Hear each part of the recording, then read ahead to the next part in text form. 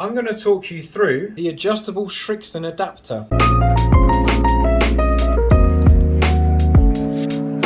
So with the Srixon ZX7 and ZX5 driver, we have an adjustability in the neck of the club. So you'll get a tool with the club, which will look like this. You can use any brand of tool to do this with. So on here, we've got lots of writing on this bit that gets hidden by the club head. And we've got some writing here that we can read on this bit. So standard loft is going to be standard loft. It's going to be exactly what's written on the head. So from standard loft, if we go 90 degrees round to the sides, we've got +1. We add 1 degree of loft. With that, this is going to play at 11.5 degrees. When we add loft, we present more loft to the golf ball, so it's going to go a little bit higher, and it tends to be a bit more closed as well. So for a right-handed golfer, we can hit the ball more left. When we go minus loft, we get less loft on the ball, and it tends to sit more open, which will encourage a little bit more fade. So this is what all these little bits mean, basically. So if we go 1 notch to the side, we're getting closed. If we go 1 notch to this side, we're getting open, but we're not affecting loft as much as when we go all the way around to here. So minus loft, we're open 2 degrees, we're 1 degree less lofted. When we're putting these on the head, so if I were to choose standard loft, I want to make sure that this gets flush. I don't want a gap here. We put the tool in like this, and I go righty tighty. You can see that's still lined up,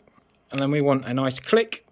Bosh. Some people click it like 10 times. I just go once, and I've never had a head fall off. Also, on the opposite side of standard loft, we have standard FL, which means flat. That will make the head sit flatter. As we do that looking at the target, if I make the toe flatter, the ball points more to the right. If I come back to standard, we go a little bit straighter. So for those that hit the ball to the left-hand side or hit too much draw, going flatter could be quite a good option just to take the edge off of excessive draw. I'm just going to hit a few shots and go -1 all the way to lowest loft, all the way to highest loft, and just see how much difference we get in the flight. So the combination I've got is a 10.5 degree ZX7, and I've got a Ventus Velocore Black 7X. The reason I've chosen this shaft is because it doesn't bend as much and it doesn't twist as much, so it's quite a solid shaft. So I should isolate a bit more difference with the head on its own. So a couple of shots on standard setting.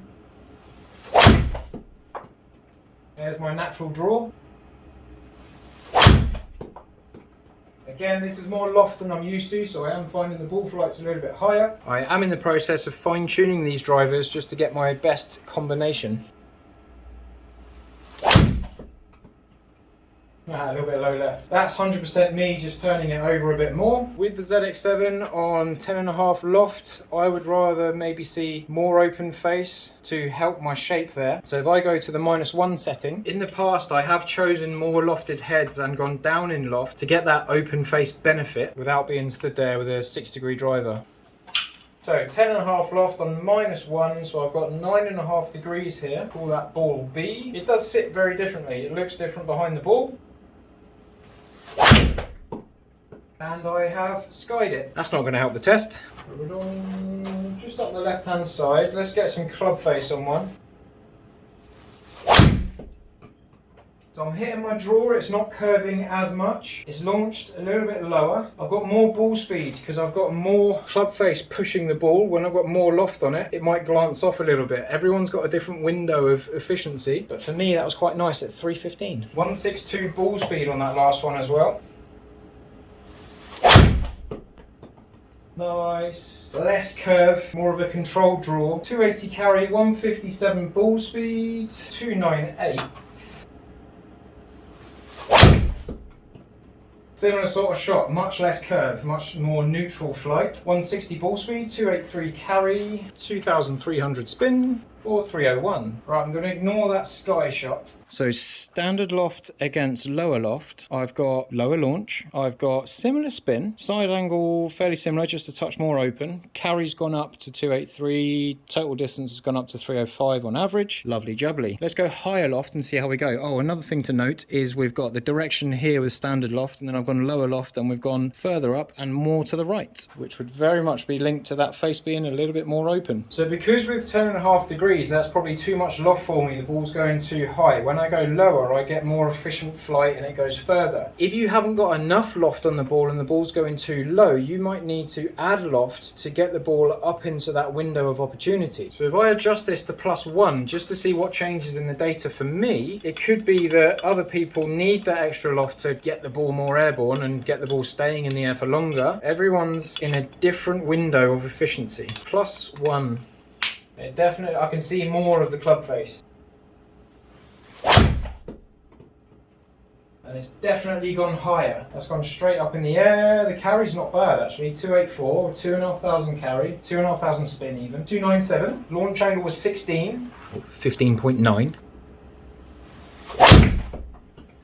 I have to say, this shaft feels absolutely solid. There's my high draw, coming back to me, not bad carry. 2,500 spin, just under, 161 ball speed. That did launch a bit lower, but I think I caught it a little bit thin. So down here, it launches lower and it spins more, and that's what I saw. But I think that closed face certainly encouraged that direction.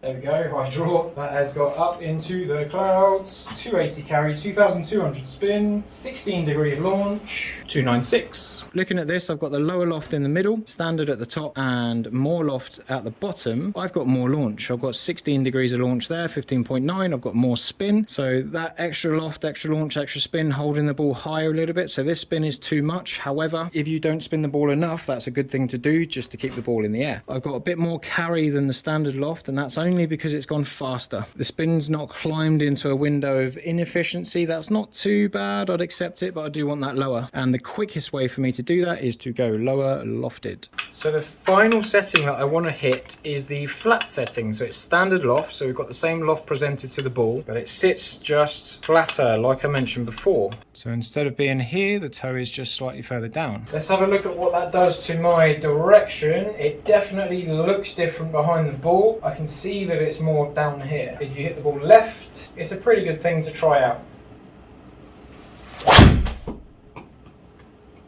That felt solid. Tiny little bit of draw, not excessive. 281 carry, similar launch to the standard loft. 298.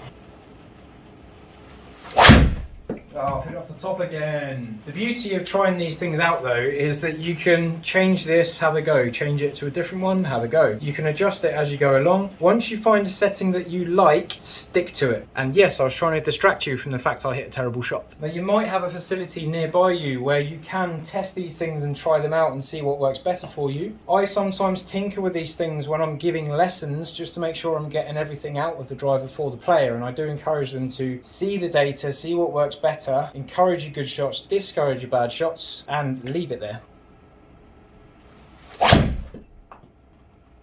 Very nice. God, that feels solid.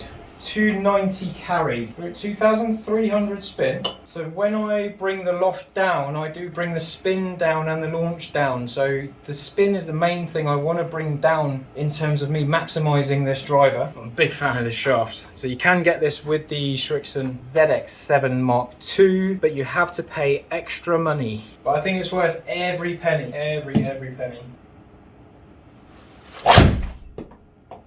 It's the sort of thing where you pay extra money for that sort of shaft, but when you get a new driver, you take this shaft out and you put this shaft in your new driver. You keep this quality thing with you, especially if you've been fitted for it and it suits you perfectly. So I might be a little bit more warmed up than I was when I first hit it on the standard setting on A. So I've got a bit more ball speed than A. I've got a bit more carry and a bit more distance, but my launch angle is only 0.3 higher. Again, a little bit more speed into it as I warm up, and a little bit more spin. Again, a little bit more speed into it as I warm up. The main thing here is the dispersion. So this pink line here, it's more to the right hand side than I had with the other settings. It's more right biased. So it does go further right than the lower setting. So I might want to go somewhere in between flat and lower lofted to get the most out of it. But I need to do a bit of tinkering myself to maximize this. I might even go, I'm going to experiment with the 9.5 head and this and basically fit myself for the driver. But the loft setting is a very valuable piece of kit.